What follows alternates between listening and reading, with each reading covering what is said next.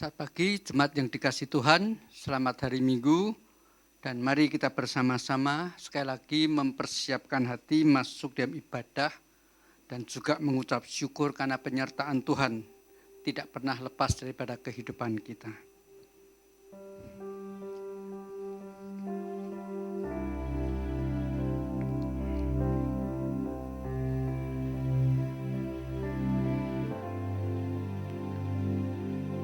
Tuhan Allah semesta alam, sesungguhnya kami rindu datang dan mencintai bait-Mu yang kudus. Namun sekarang kami hanya dapat beribadah kepadamu dalam roh dan kebenaran. Berkenanlah kiranya Tuhan menerima ibadah kami pada hari ini.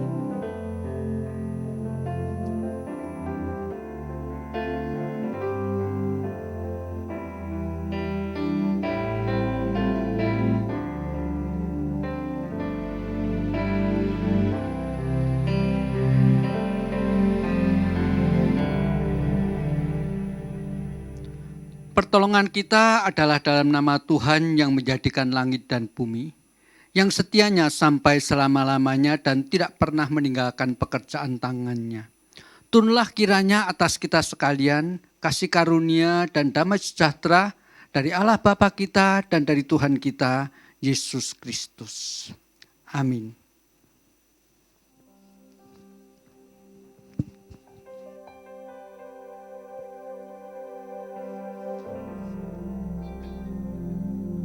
Puji nama Tuhan, Shalom, Haleluya. Kita berjumpa kembali dalam ibadah kita, di rumah kita masing-masing. Mari Bapak Ibu, saudara-saudara yang kekasih di dalam Tuhan, kita siapkan hati kita. Kita mau memuji dan menyembah Tuhan kita. Fokuskan hati dan pikiran kita hanya kepada Tuhan kita. Dia yang menjadi perisai kita, Dia yang menjadi perlindungan kita. Terima kasih Tuhan Yesus. Segala puji syukur hanya bagi-Mu Tuhan. Terima kasih Bapa buat perlindungan-Mu. Terima kasih Bapa buat kekuatan-Mu Tuhan. Terpujilah nama-Mu Yesus.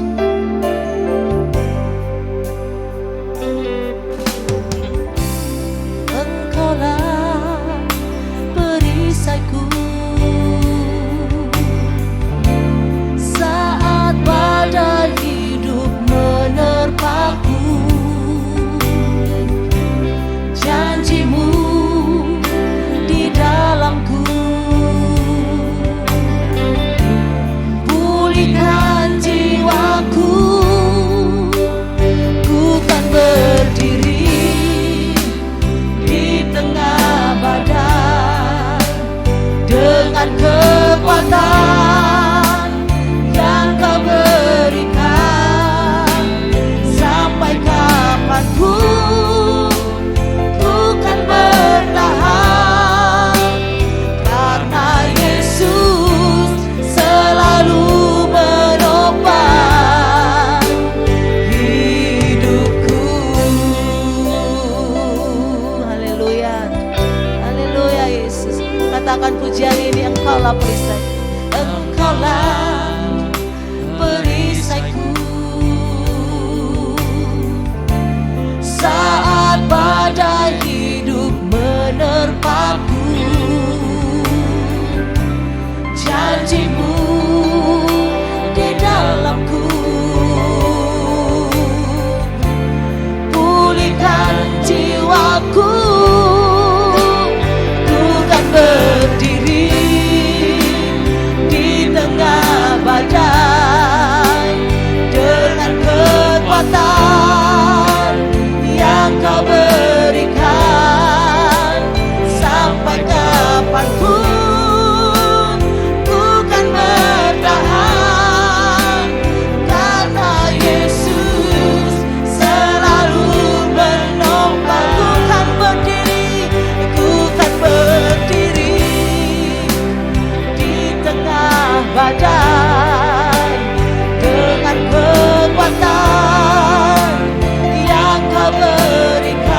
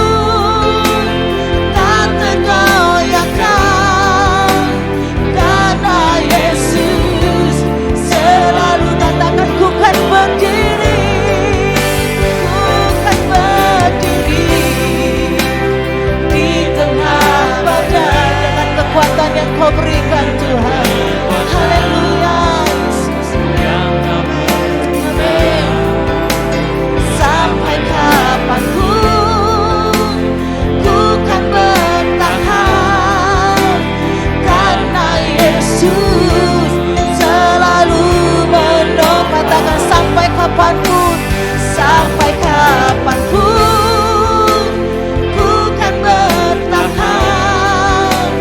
karena Yesus selalu mengatakan sekali lagi, sampai kapanpun, sampai kapanpun ku kan bertahan, karena Yesus selalu menopang hidupku.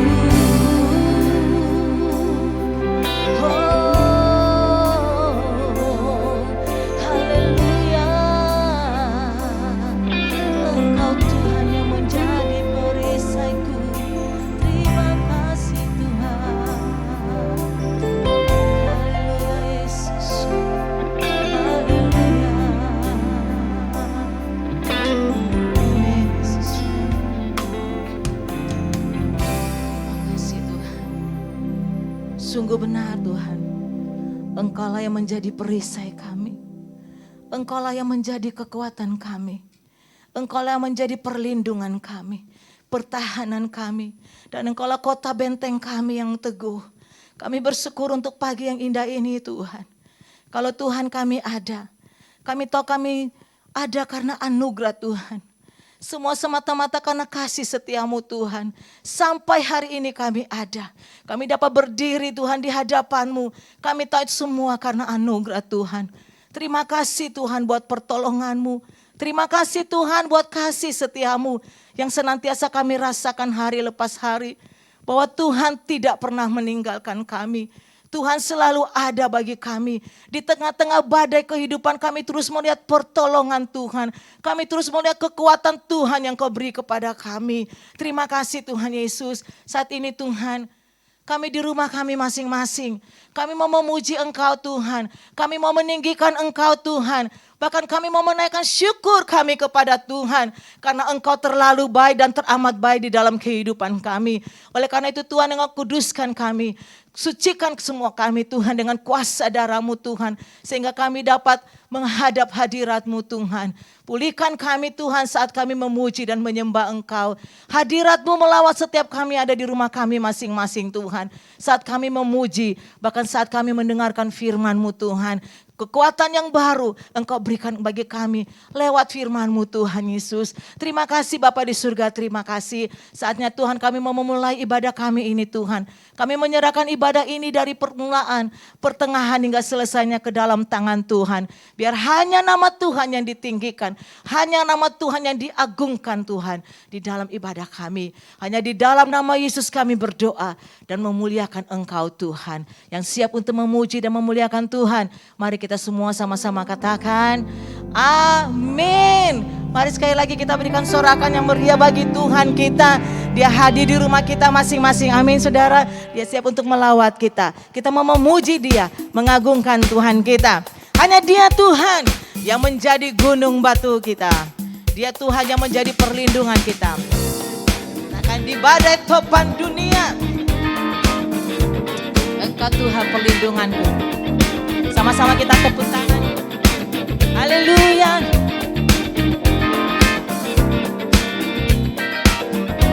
Sama-sama katakan, di badai topan dunia, Tuhanlah perlindunganmu.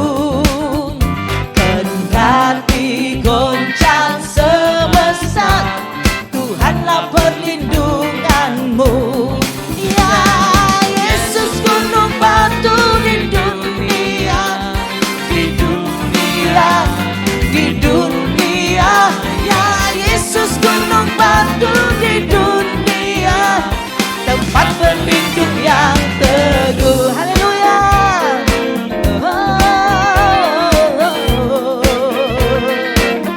Katakan, baik siang maupun malam gelap, Tuhanlah perlindunganmu. Niscaya takutmu lelah, Tuhanlah perlindunganmu. Ya Yesus gunung batu di dunia,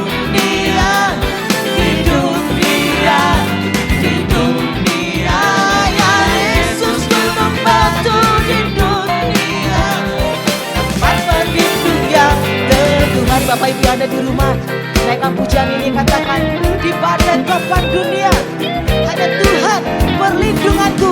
Di badai topan dunia, katakan Tuhan perlindunganmu. Amin. Kendali goncang semesta, Tuhanlah perlindungan. Angkat suaramu. Yesus gunung batu di dunia, di dunia, di dunia. Ya Yesus gunung batu di dunia, tempat katakan ya Yesus. Ya Yesus gunung batu di dunia, di dunia. Amin. Ya Yesus gunung batu di dunia. Haleluya. Tempat sekali lagi katakan ya Yesus. Ya Yesus gunung batu di dunia, di dunia, di dunia. Ya Yesus gunung batu di dunia, tempat berlindung yang tempat berlindung, tempat berlindung yang sekali lagi, tempat berlindung yang teguh. Haleluya. Sekali lagi berikan sorak yang mulia bagi Tuhan kita. Haleluya. Dia tempat perlindungan kita yang teguh. Mari kita mau terus memuji Dia, sebab Dia Allah yang berkuasa. Dia dahsyat, Dia hebat. Siapa Dia? Dialah Yesus Tuhan, Yesus Kristus namanya. Haleluya. Mari nyanyi bagi Tuhan kita.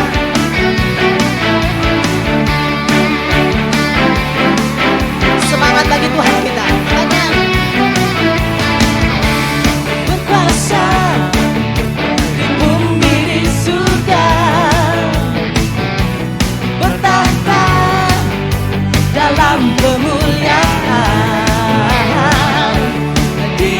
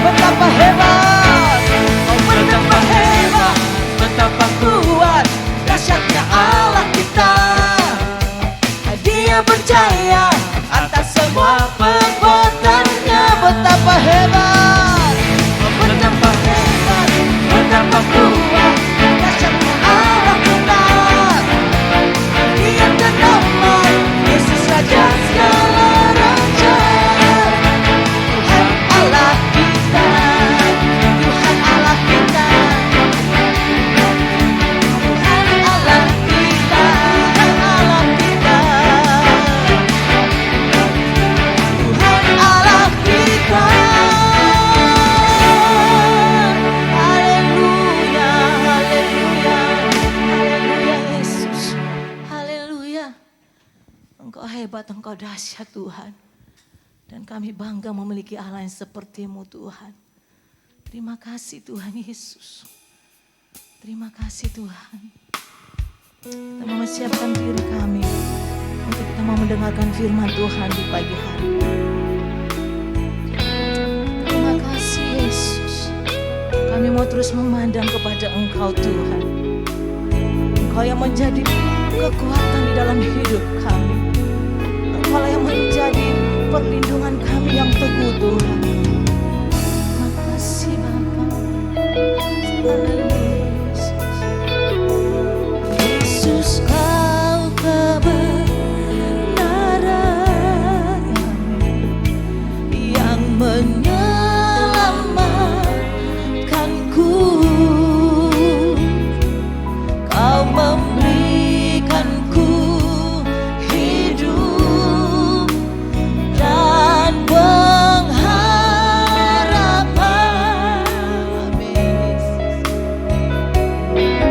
Ikut kehendak-Mu,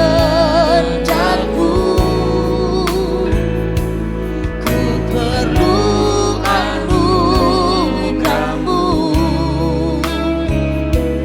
Ku nyatakan janjiku kepadamu. Katakan sekali lagi, Yesus Kau kebenaran. Yesus Kau kebenaran yang menyelamatkanku. Kau memberikanku hidup dan pengharapan.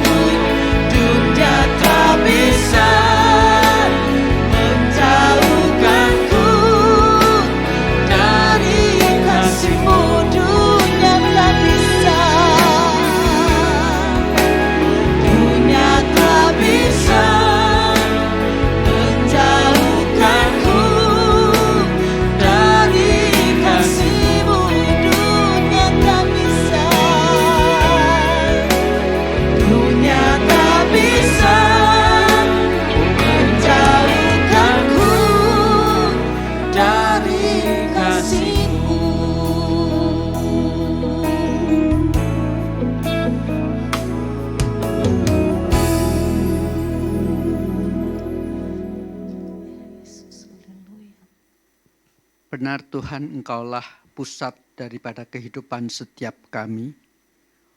Oleh karena itu tidak ada sesuatu yang dapat menarik kami menjauh daripada-Mu.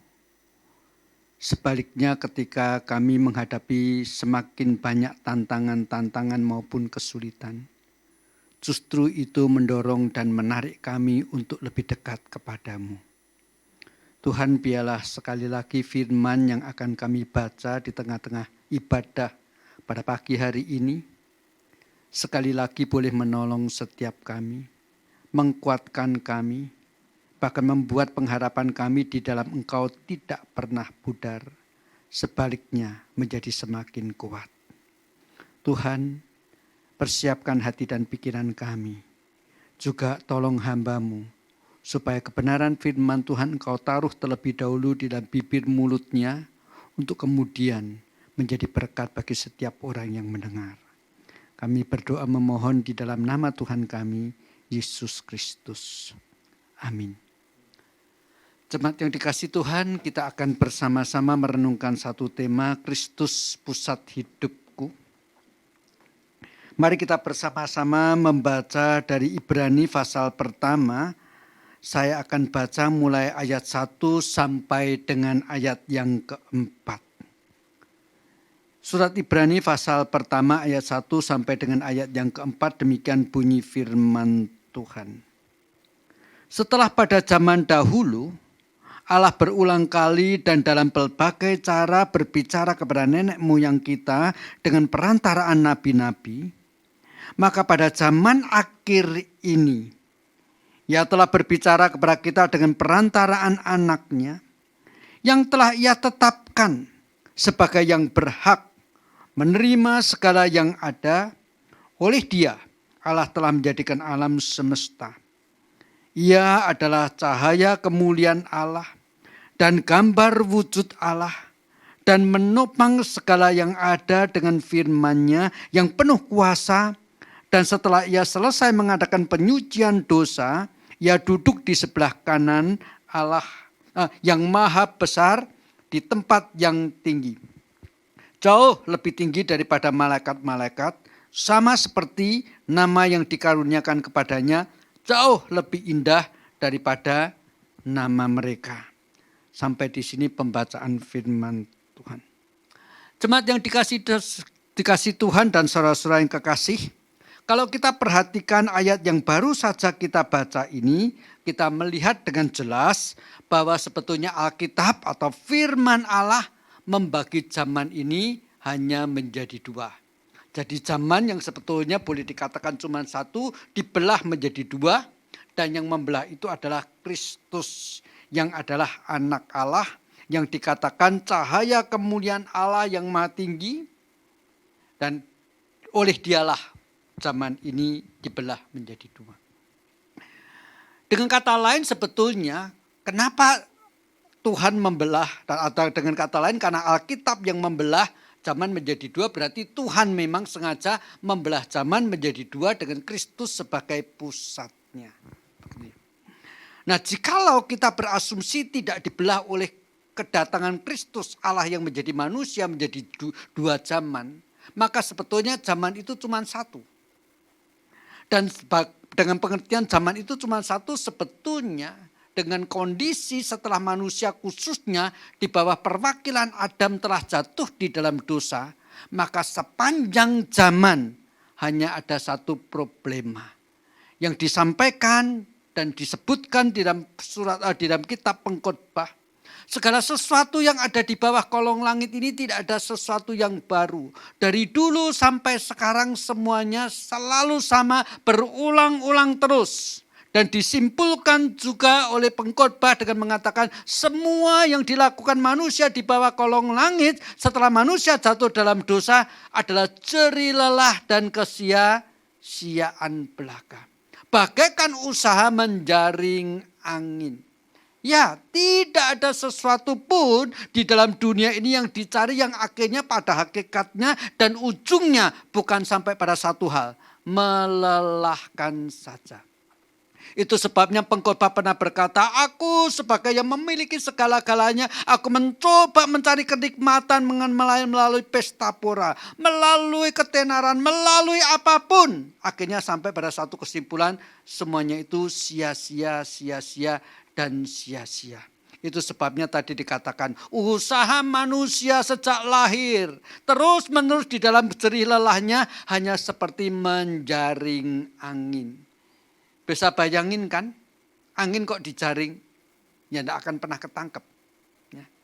Nah inilah yang dikatakan oleh pengkhotbah. Dan itulah yang sebetulnya dialami oleh manusia sepanjang zaman. Sampai akhirnya manusia dalam problema jerih lelahnya itu sampai pada titik terakhir yaitu mengalami kematian. Tetapi sesungguhnya yang lebih serius adalah sesuatu yang akan dialami oleh manusia yang telah jatuh di dalam dosa setelah mengalami kematian. Jadi bukan kematian itu sendiri yang paling serius. Yang paling mengerikan sebetulnya justru apa yang akan dialami oleh seseorang, yaitu setiap manusia yang sudah jatuh di dalam dosa, yaitu mengalami penghakiman, menghadapi penghakiman Allah. Mari kita coba bandingkan dengan apa yang dikatakan dan juga ditegaskan dalam surat Ibrani pasal 9 ayat 27 dan ayat 28. Demikian bunyi firman Tuhan. Dan sama seperti manusia ditetapkan untuk mati hanya satu kali saja. Dan sesudah itu dihakimi. Demikian pula Kristus hanya satu kali saja mengkorbankan dirinya untuk menanggung dosa banyak orang. Sesudah itu ia akan menyatakan dirinya sekali lagi tanpa menanggung dosa untuk menganugerahkan keselamatan kepada mereka yang menantikan dia. Perhatikan di dalam ayat 27 dikatakan, seperti semua manusia ditetapkan hanya mati satu kali saja. Tetapi tidak berhenti di sini. Seringkali orang menganggap kematian adalah menyelesaikan segala sesuatu. Kematian adalah titik akhir daripada segala sesuatu. Tetapi firman Tuhan bukan mengatakan demikian. Justru kematian ini adalah satu pintu, adalah satu keadaan di mana seseorang diperhadapkan kepada penghakiman Allah.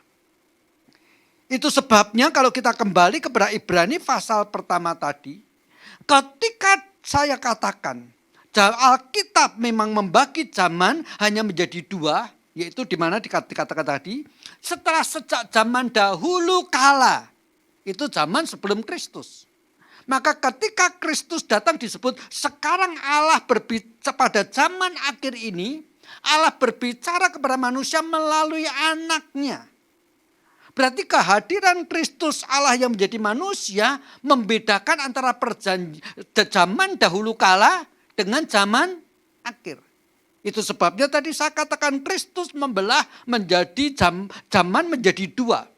Dan Kristus di dalam pusat daripada zaman dahulu kala dan zaman akhir juga ditegaskan seperti yang disampaikan dalam Ibrani pasal 9 ayat 28 tadi. Saya terlebih dahulu akan membaca lagi Ibrani pasal 9 ayat 28. Demikian pula Kristus hanya satu kali saja mengorbankan dirinya untuk menanggung dosa banyak orang. Oke? Mari kita lihat bersama-sama dalam Ibrani pasal pertama ayat yang ketiga. Ia adalah cahaya kemuliaan Allah, dan gambar wujud Allah yang menopang segala yang ada dengan firman-Nya yang penuh kuasa, dan setelah ia selesai mengadakan penyucian dosa. Jadi dalam Ibrani pasal pertama ayat yang ketiga, Kristus yang membelah zaman ini berada di antara zaman dahulu kala dan zaman akhir dengan tugas pokok. Melakukan penyucian dosa. Sebab seperti yang tadi sudah kita sampaikan, bahwa pada hakikatnya Sepanjang zaman manusia di bawah perwakilan Adam telah jatuh dalam dosa dan problemanya adalah kematian dan penghakiman. Dan siapakah manusia yang dapat lolos daripada penghakiman Allah? Itulah masalah dunia. Dan Kristus menjadi pusat zaman, pusat sejarah. Orang-orang yang hidup pada zaman sebelum Kristus lahir, mereka harus melihat kepada satu pengharapan yang dijanjikan dalam perjanjian lama melalui nabi-nabinya, bahwa akan datang Dia yang diutus Allah untuk menyelesaikan penyucian dosa, untuk mengadakan pendamaian antara Allah dengan manusia.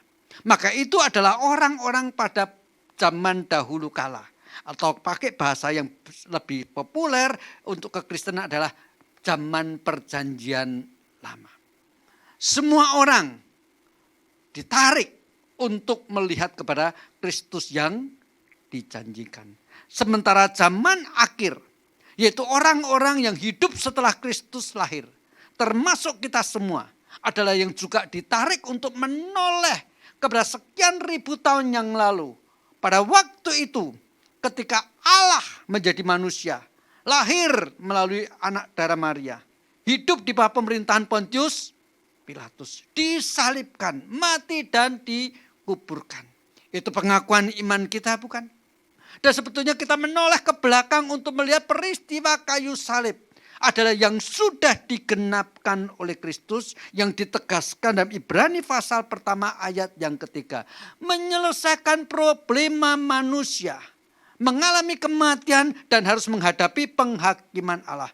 Penyucian dosa sudah digenapkan. Anugerah keselamatan diberikan melalui Kristus Yesus. Itu Ibrani pasal 9 ayat 28 tadi. Maka di dalam pengertian ini, ketika Kristus dikatakan membelah zaman menjadi dua, ketika Kristus menjadi pusat daripada zaman, pusat daripada sejarah, yaitu pusat dalam pengertian problema terbesar daripada manusia, yaitu di dalam kehidupan dunia ini tanpa Allah, mengalami jerih lelah, bagaikan menjaring angin, tetapi sekarang ada penyertaan Tuhan. Karena Tuhan sudah diperdamaikan. Dalam perjanjian lama, umat pilihan Allah, dalam hal ini bangsa Israel, karena memegang janji bahwa Kristus akan datang, mereka sudah mendapatkan penyertaan Allah. Itu sebabnya kita melihat dalam sejarah perjalanan bangsa Israel perjanjian lama, kesulitan demi kesulitan mereka alami. Tetapi pada saat-saat terakhir, mujizat Allah, intervensi Allah, tangan Allah menolong bangsa Israel. Itu sebabnya dalam konteks seperti ini sebetulnya sampai hari ini jikalau kita melihat bangsa Israel tetap menjadi satu bangsa yang tetap eksis. Bahkan sangat kuat di tengah-tengah negara Palestina itu dengan segala konflik yang terus-menerus terjadi, itu membuktikan bahwa memang Allah memberikan penyertaan kepada umat pilihannya. Bangsa-bangsa yang disebut dalam perjanjian lama banyak yang sudah punah. Tetapi bangsa Israel sampai sekarang masih tetap eksis. Bahkan negara Israel pun masih tetap ada. Ini sesuatu hal yang luar biasa karena ini hal ini membuktikan mereka pada sejak zaman perjanjian lama terus menerus berharap melihat pusat sejarah, yaitu Kristus Sang Mesias yang dijanjikan. Sebaliknya hari ini kita juga melihat bahwa perjalanan sejak para rasul, murid-murid Tuhan Yesus pergi ke seluruh dunia mengabarkan Injil sehingga dimulainya era kekristenan. Sepanjang sejarah kekristenan hadir. Sepanjang sejarah umat percaya mengalami kesulitan-kesulitan, tetapi mereka juga mendapatkan penyertaan, pertolongan Tuhan dan kekuatan daripada Tuhan sehingga terus menerus sepanjang sejarah gereja boleh tetap menjadi terang bagi dunia. Gereja boleh menjadi seperti mercusuar yang memberikan terang di tengah-tengah zaman yang penuh dengan kegelapan.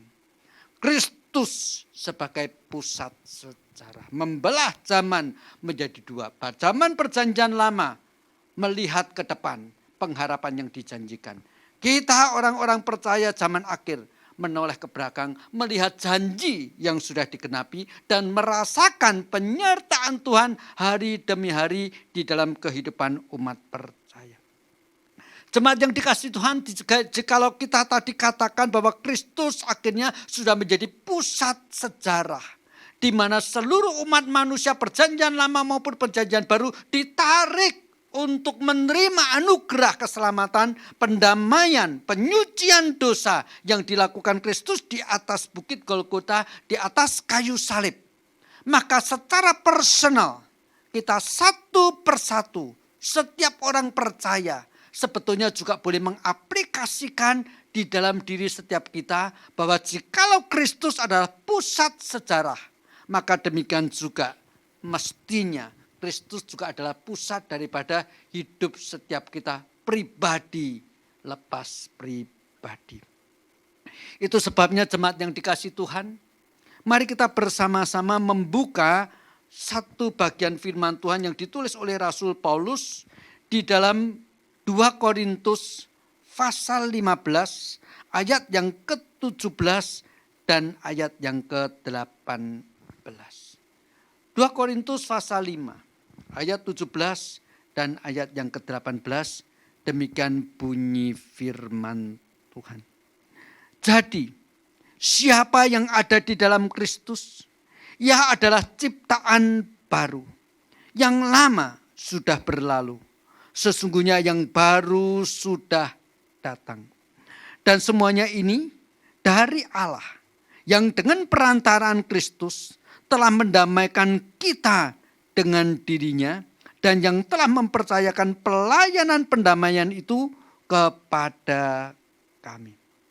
Jemaat yang dikasihi Tuhan, perhatikan 2 Korintus pasal 5 ayat 17 dan 18 berbicara hal yang mirip atau bahkan sama dengan Ibrani pasal 1, tetapi bedanya di sini adalah bersifat sangat personal. Kamu di dalam Kristus, kita semua di dalam Kristus adalah ciptaan baru. Berarti ketika kita masih hidup di luar Kristus, kita adalah manusia lama yang bagaikan zaman perjanjian lama. Di dalam Kristus Yesus, kita ini sekarang ciptaan baru. Berarti hidup kita juga dibelah oleh kehadiran Kristus ketika kita terima sebagai juru selamat pribadi kita. Hidup kita yang dulu, hidup di luar Kristus. Hidup kita yang dulu, hidup dibelenggu oleh kuasa dosa. Hidup kita yang dulu adalah hidup yang lebih konsentrasi kepada sesuatu yang bersifat sementara, yang sebetulnya hanya membuat kita berjerih lelah. Yang sebetulnya akhirnya hanya sampai pada satu titik ketika kita mengalami kematian, harus dilepas semua apa yang dengan jerih lelah kita usaha untuk mendapatkannya. Tetapi di dalam Kristus Yesus dikatakan kita sekarang ini adalah ciptaan baru. Sesuatu yang berbeda dengan yang lama mulai terjadi dalam kehidupan kita sejak Kristus hadir di dalam kehidupan kita.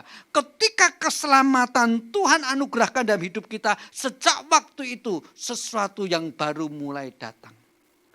Berarti yang lama dan yang baru, hidup kita yang dibelah menjadi dua, Kristus hadir di tengah-tengahnya sebagai pusat.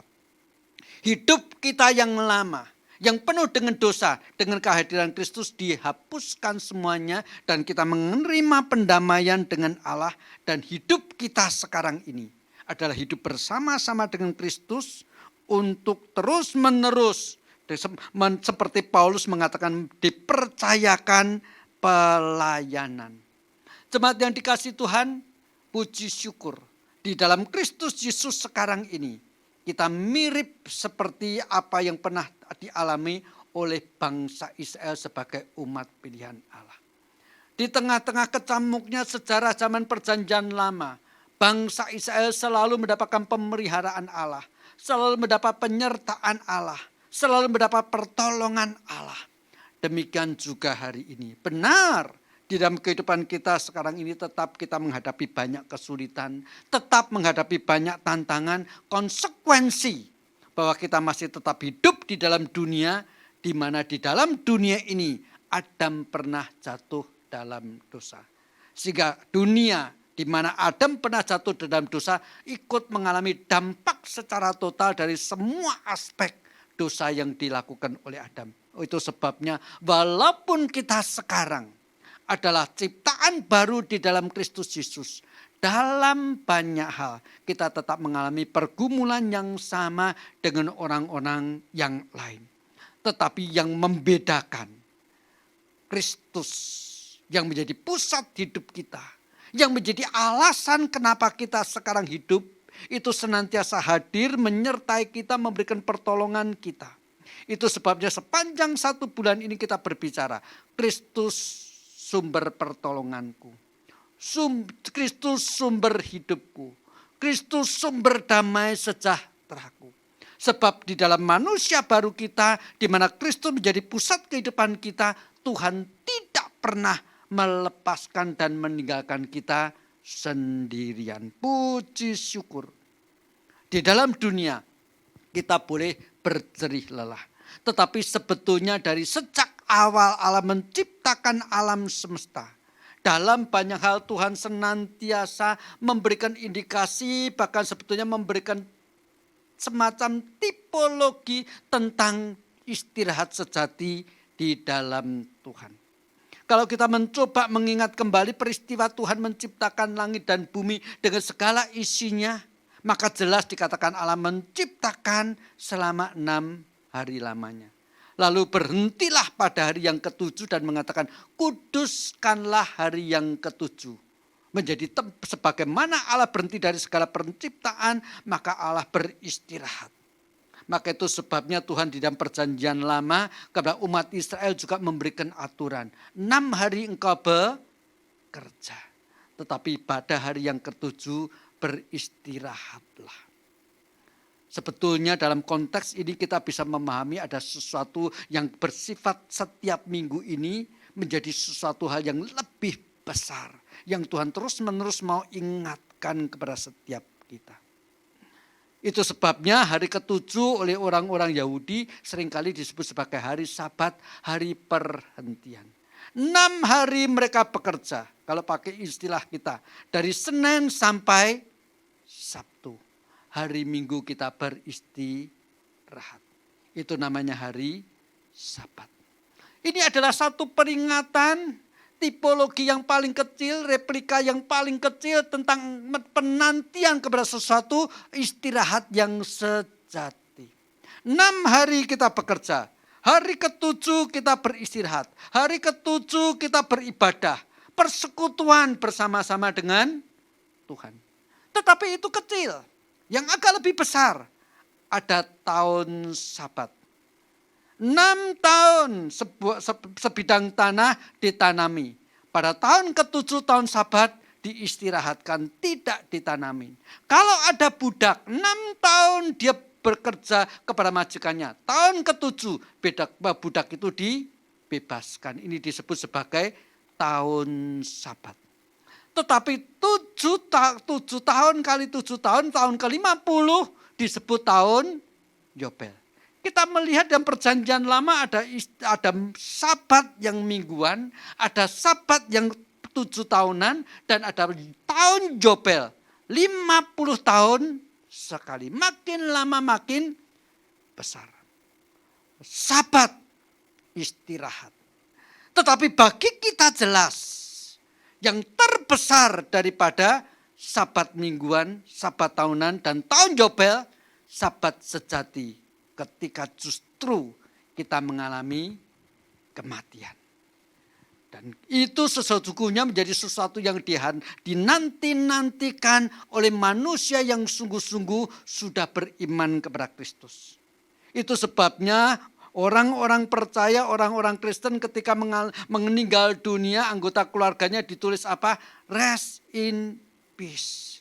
Istirahat di dalam damai sejahtera dengan Tuhan. Jemaat yang dikasihi Tuhan. Di dalam hidup kita, mari kita ingat, Kristus adalah pusat hidup kita. Kita yang lama sudah diperdamaikan dengan Allah melalui penyucian yang digenapkan oleh Kristus Yesus. Dikatakan dalam Ibrani tadi, ia adalah cahaya kemuliaan Allah yang maha besar. Kristus pusat kehidupan kita adalah yang dikatakan sesungguhnya kepadanya dikaruniakan nama yang jauh lebih tinggi daripada malaikat-malaikat. Kenapa di dalam Ibrani pasal pertama ayat yang keempat dikatakan kepada Kristus dikaruniakan nama yang lebih tinggi daripada malaikat-malaikat. Sebab ketika Kristus menjadi manusia, lahir bahkan menderita, bahkan mati di atas kayu salib, walaupun kemudian bangkit pada hari yang ketiga, pada saat dia menjadi manusia, Ibrani berulang kali mengatakan ketika ia menjadi manusia, dibuatnya sedikit lebih rendah daripada malaikat. Karena dia mengambil status yang sama dengan kita sebagai manusia yang berdarah daging. Maka dalam kondisi kita sebagai manusia dikatakan status kita sebagai manusia yang diciptakan juga menurut gambar dan rupa Allah tetapi berdarah dan bertubuh, kita ini sedikit lebih rendah dari malaikat. Dan Kristus konsekuensi menjadi manusia untuk waktu sesaat sedikit lebih rendah daripada malaikat. Tetapi ketika ia sudah menggenapkan tugasnya, yang panggilannya, yang diberikan oleh Bapa kepadanya untuk menggenapkan penyucian antara Allah dengan manusia, maka dikatakan kepadanya dikaruniakan nama yang jauh lebih tinggi. Bahkan sebetulnya pengertian jauh lebih tinggi ini sesuatu yang tidak dapat terjembatani. Karena Allah pencipta yang maha sempurna, yang maha tinggi bagaimanapun jauh lebih tinggi daripada malaikat-malaikat. Itulah Tuhan kita Yesus Kristus yang dikatakan Tuhan dudukkan di sebelah kanannya. Di tempat yang maha tinggi. Dialah yang menjadi pusat hidup kita. Puji syukur. Kehidupan kita bukan tergantung kepada kuasa-kuasa dunia yang bersifat sementara. Pusat hidup kita bukan pada malaikat-malaikat yang diciptakan. Tetapi pusat hidup kita adalah Kristus Allah yang menjadi manusia. Dialah yang sanggup memberikan kepada kita pengharapan yang pasti. Mari setiap kali, setiap minggu ketika kita beribadah seperti sekarang ini. Kita bersyukur Tuhan. Sepanjang satu minggu dari Senin sampai Jumat. Kami bekerja di dalam ketakutan. Khususnya dalam situasi seperti ini. Tetapi hari Minggu ini kami boleh beribadah. Walaupun di rumah kami masing-masing. Kami diingatkan. Pendamaian sudah terjadi. Istirahat sejati akan Engkau berikan kepada kami satu istirahat yang penuh dengan kemuliaan. Setiap hari Minggu kita beribadah, kita diingatkan. Ada suatu Sabat sejati. Sabat yang lebih besar daripada tahun Yobel. Yaitu ketika nanti anak domba Allah bagaikan pengantin pria dengan penuh kasih sayang kepada mempelai-mempelai wanita, yaitu setiap jemaatnya. Membawa dia masuk di dalam pernikahan raya pada waktu langit baru dan bumi baru dijadikan. Inilah Kristus pusat hidup kita. Inilah Kristus pusat daripada sejarah manusia. Manusia diciptakan oleh Allah, ditempatkan di Taman Eden. Tetapi karena manusia jatuh dalam dosa harus keluar dari Taman Eden. Tetapi mari kita menantikan pengharapan di dalam Kristus Yesus sebagai pusat sejarah yang nanti akan membawa kita masuk kepada Eden yang baru. Yaitu langit yang baru dan bumi yang baru. Sungguh luar biasa. Alkitab kita, Kejadian, dari tempat di mana Taman Eden manusia diciptakan, ditutup dengan surat Wahyu, di mana dikatakan di dalam Kristus Yesus, pusat sejarah itu, langit baru, bumi baru akan turun dari langit. Waktu itu tiada lagi air mata, waktu itu tiada lagi tangisan, waktu itu tidak ada lagi duka cita, tidak ada kematian. Dan terang yang menerangi langit baru dan bumi baru adalah Allah, yaitu Sang Kristus, terang dunia itu sendiri. Puji syukur, pada waktu itu digambarkan, walaupun itu sebuah metafora, lautan bening seperti kaca. Di dalam dunia mana ada lautan yang tenang, tidak ada, selalu bergolak. Sebagai sebuah gambaran, di dalam dunia jerih lelah. Usaha manusia dari awal, dari lahir sampai matinya, usaha menjaring angin. Tetapi puji syukur, Kristus pusat hidup kita. Kiranya firman Tuhan hari ini mengingatkan kita. Setiap hari Minggu ketika kita beribadah, kita mendapatkan perhentian yang kita nanti-nantikan di dalam Kristus Yesus. Amin. Mari kita bersama-sama masuk di dalam doa. Tuhan, kami mengucap syukur. Melalui firman Tuhan hari ini dan bahkan cukup singkat kami diingatkan kembali. Engkau membelah zaman hanya menjadi dua. Dan Kristus Engkau tempatkan di tengah-tengah zaman sebagai pusat. Demikian juga ketika kami mencoba mengintrospeksi, merenung kembali kehidupan kami, sesungguhnya kehidupan kami pun terbelah menjadi dua. Hidup kami yang lama. Dan ketika Kristus menjamah hati kami, ketika Roh Kudus menyentuh hati kami, pada waktu itu kami menerima Engkau sebagai juru selamatmu. Pada waktu itu kami percaya Yesus adalah satu-satunya juru selamat dunia. Waktu itu kami menjadi manusia baru. Dan sejak itu Tuhan, perjalanan kami bukan sendirian, tetapi ada penyertaan Tuhan yang menjadi sumber damai sejahtera kami, sumber pertolongan kami, pusat hidup kami. Tuhan, kami mengucap syukur. Setiap waktu kami ketika beribadah seperti sekarang ini kami diingatkan. Kami sedang menantikan istirahat kekal yang sejati, yang begitu indah, yang justru Engkau taruh di balik kematian. Sehingga sekalipun kadang-kadang kami mengalami ketakutan menghadapi kematian, tetapi hari ini kami diingatkan sesungguhnya di balik kematian ada satu damai sejahtera. Karena penyucian dan pendamaian antara manusia berdosa dengan Allah sudah digenapkan oleh Kristus. Cahaya kemuliaan Allah yang sudah menerima kemuliaan dan nama yang jauh lebih tinggi daripada para malaikat. Terima kasih. Kami mempunyai Kristus sebagai pusat hidup kami. Tuhan, apapun yang terjadi yang kami alami, biarlah Kristus menjadi alasan bagi kami untuk tetap hidup di dalam sukacita. Dalam nama Kristus Yesus kami berdoa dan mengucap syukur. Amin. Mari jemaat yang dikasihi Tuhan, bersama-sama dengan segenap umat percaya sepanjang zaman, kita mengikrarkan pengakuan iman rasuli yang pada intinya menegaskan Kristus pernah lahir, Allah menjadi manusia, menjadi pusat sejarah dan bahkan pusat hidup kita. Mari kita mengikrarkan pengakuan iman rasuli yang berbunyi demikian.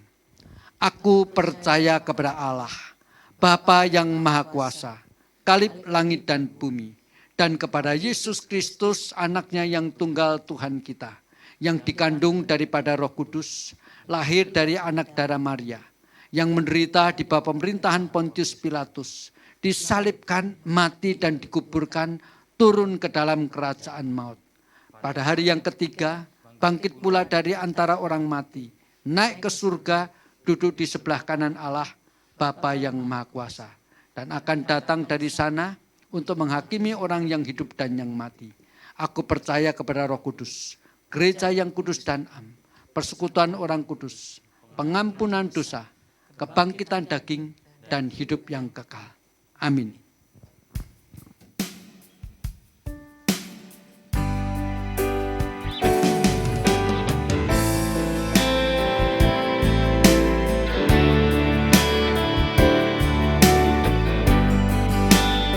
Kami memuji kebesaran-Mu.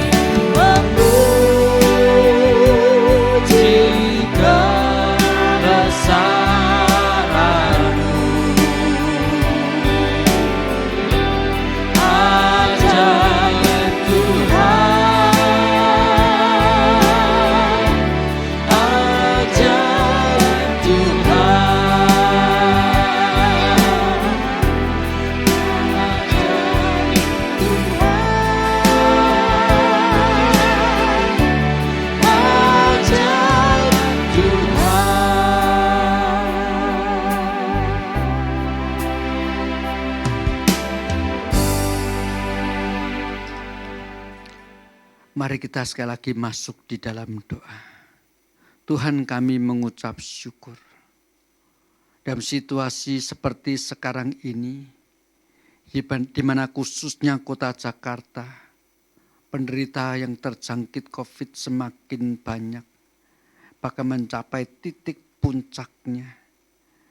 Kami sampai pada batas-batas tertentu ya Tuhan tidak tahu peristiwa ini akan terjadi dan berlangsung sampai kapan.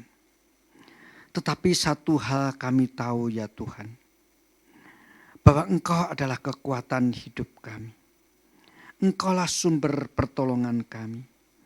Engkaulah Tuhan yang menyertai kami, sebab Engkau adalah pusat hidup setiap kami. Tuhan, pada waktu kami mengalami kecemasan dan ketakutan, kami mau datang lebih dekat kepada Engkau. Tanpa khawatir, tanpa takut, setiap saat kami boleh datang kepadamu. Sebab Engkau sudah mendampaikan kami.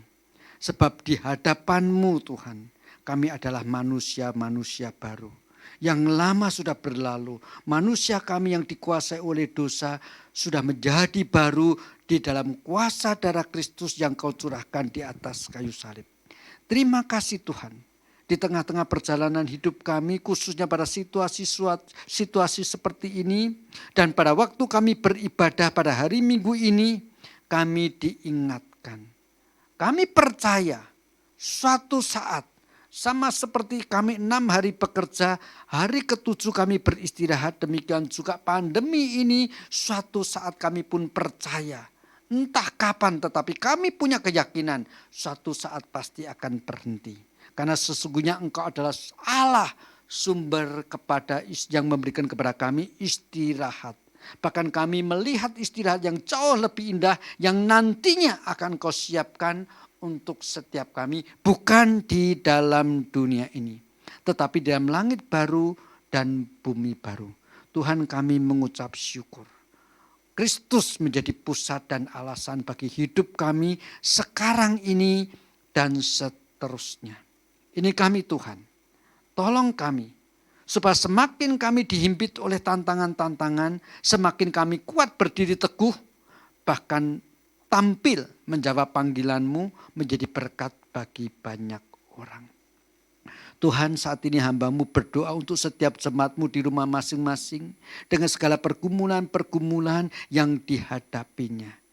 Dalam situasi ketika kami sekarang ini sedang menutup mata, berdoa kepada-Mu Tuhan. Biarlah firman yang baru saja mereka dengar, sekarang ini masing-masing jemaat-Mu berkata dalam hati sendiri-sendiri, Tuhan, Engkaulah pusat hidup kami, kekuatan kami, pertolongan kami, damai sejahtera kami. Tuhan, bagi mereka yang lemah, Engkau berikan kekuatan.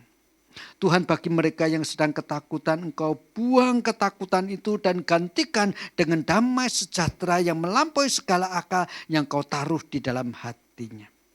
Tuhan, bagi mereka yang sedih, Engkau hiburkan. Tuhan, bagi mereka bahkan yang lemah di dalam kondisi sakit, karena COVID maupun karena penyakit-penyakit yang lain, kiranya Engkau juga menjamah mereka satu persatu. Kami percaya Tuhan, apapun boleh kami minta di dalam nama Tuhan kami, Yesus Kristus, dan kami percaya Engkau akan menggenapkan apa yang kami minta menurut waktu-Mu yang paling indah.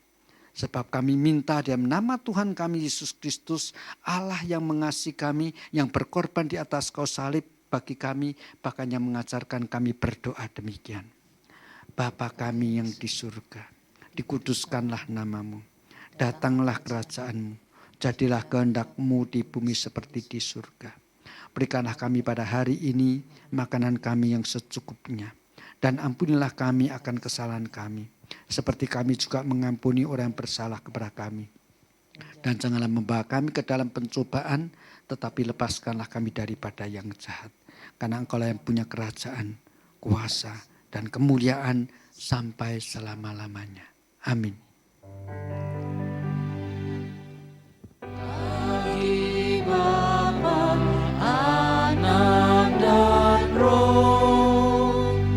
Puji hormat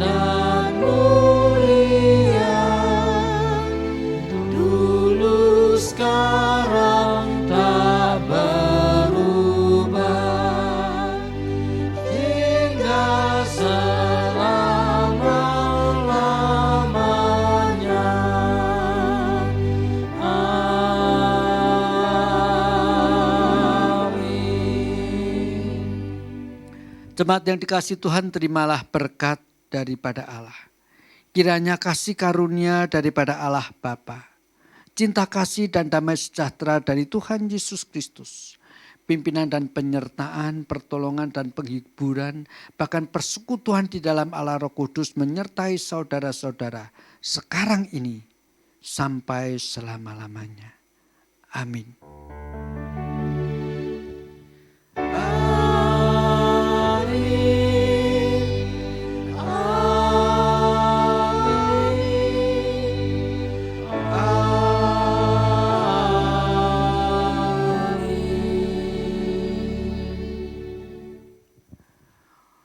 Doa teduh ibadah selesai, kiranya sepanjang 1 minggu damai sejahtera Tuhan menyertai saudara-saudara. Amin.